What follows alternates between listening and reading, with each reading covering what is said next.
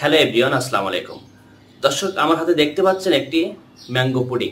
এই যে mango pudding, যেটি গরমের দিনে বাচ্চারা খুবই পছন্দ করে, বিশেষ করে ফ্রিজের মধ্যে রেখে এটি খেতে খুবই মজা।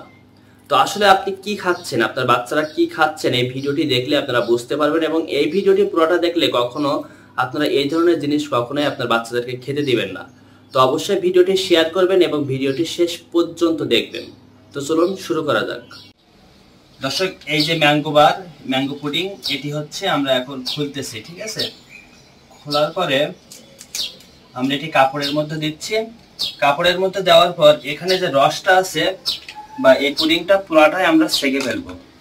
এই যে এটি হচ্ছে এটাই, এবং এটা থেকে ফুল রসটা আমরা বের করে ফেলবো। এবং লাস্টে কি হয় আপনারা একটু দেখবেন, কি অবিশ্বাস্য একটা কাণ্ড। আপনারা বুঝতে পারবেন যে আসলে আমরা কি খাচ্ছি। একটু ধৈর্য সহকারে দেখবেন, তাহলে বুঝতে পারবেন। গ্লাসের মধ্যে পানি পড়তে সেটা দেখাইব।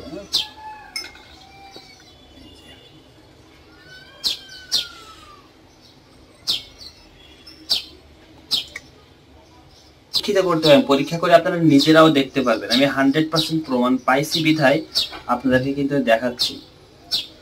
আপনারা একটু ধৈর্য সহকারে দেখবেন, দেখবেন লাস্টে কি বের হয়। এটি বাচ্চাদের স্বাস্থ্যের জন্য খুবই খারাপ। আমি দেখি অবাক যে আসলে কি খায় এগুলো আমরা।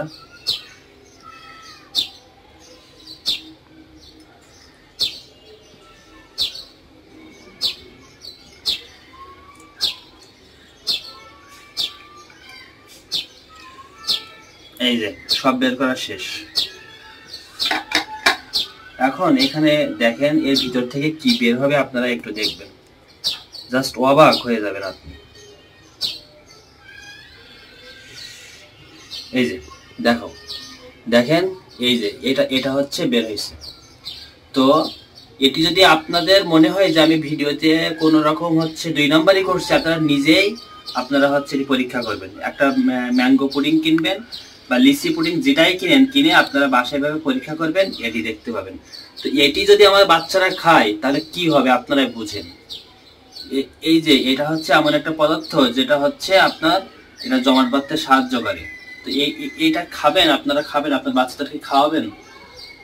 তো দর্শক, ভিডিওটি অবশ্যই শেয়ার করবেন এবং এই ধরনের খাবার থেকে যেন বিভিন্ন কোম্পানি এরা বিরত থাকে সেটির ব্যবস্থা আপনারা করবেন। ভিডিওটি অবশ্যই আপনারা শেয়ার করবেন।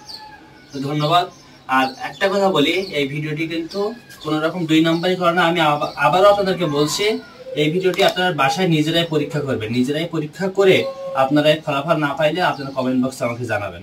ধন্যবাদ সবাইকে। আল্লাহ হাফেজ।